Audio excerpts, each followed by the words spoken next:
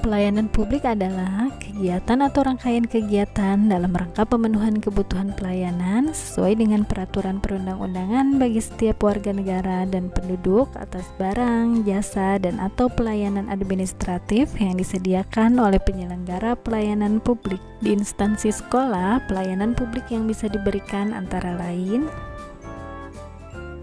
memberikan pelayanan informasi dalam penerimaan peserta didik baru yang dilaksanakan dengan sistem zonasi.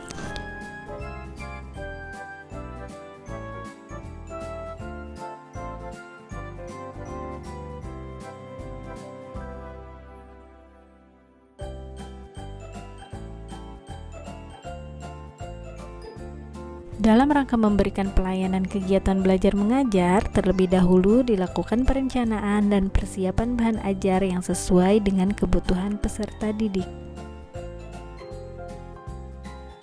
Pelayanan penyediaan fasilitas yang memadai dapat memberikan kenyamanan dalam kegiatan belajar mengajar.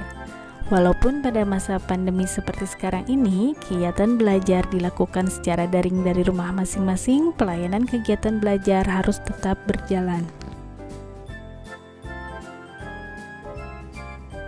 Pelayanan penyediaan latihan dan tugas untuk memperdalam pemahaman materi diberikan untuk mengevaluasi dan memberikan perbaikan dalam proses belajar.